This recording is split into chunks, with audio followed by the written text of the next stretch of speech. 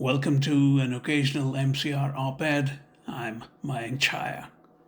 It is remarkable that almost exactly 40 years after India's then Prime Minister Indira Gandhi was assassinated on October 31st, 1984 by her two Sikh bodyguards as a mutation of the bloody campaign for a separate Sikh nation of Khalistan, its consequences do not seem to have lost their core potency.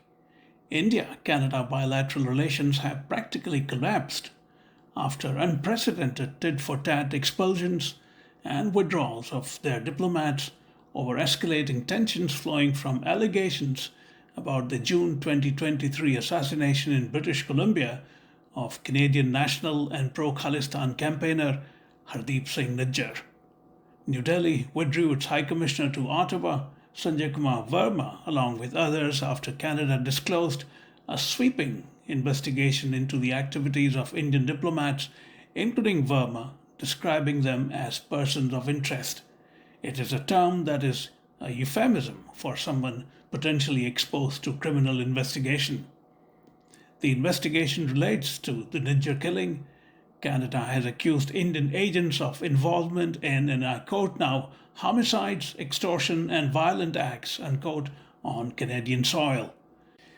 Over the last 1+ year, Canada has variously maintained that the Nijjar killing was part of a concerted plan by Indian government agents, a damning charge that New Delhi has angrily rejected and described it as a product of Canada's domestic politics as practiced by Prime Minister Justin Trudeau.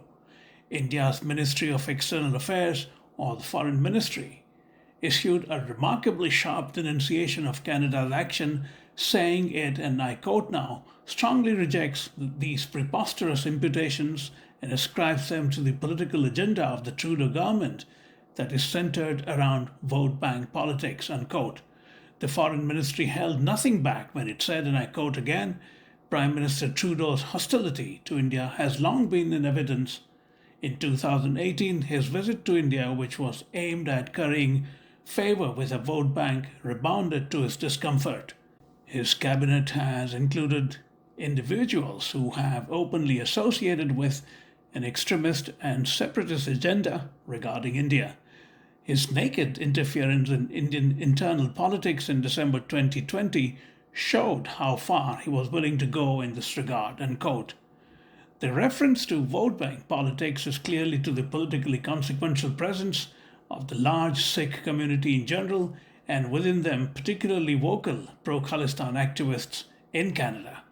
New Delhi has directly and indirectly described Trudeau as pandering to the pro-Khalistan activists out of political expediency.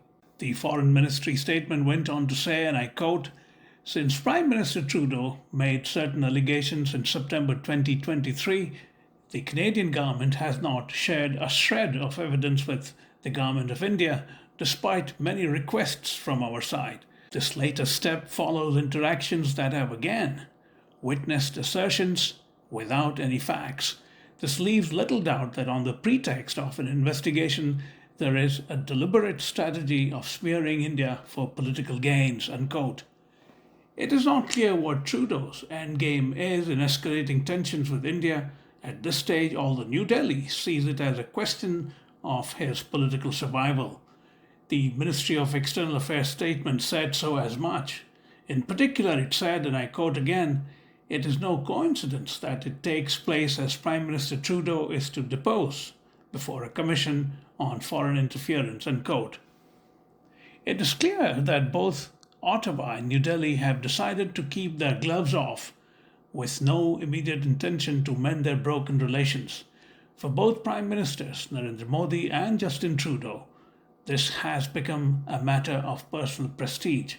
Modi may yet have let the issue die down after it escalated in September last year when Trudeau first kicked up a major row.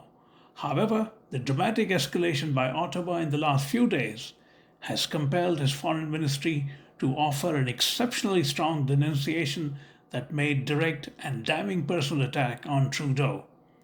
For the foreseeable future, the two leaders are not expected to try and practice diplomatic niceties.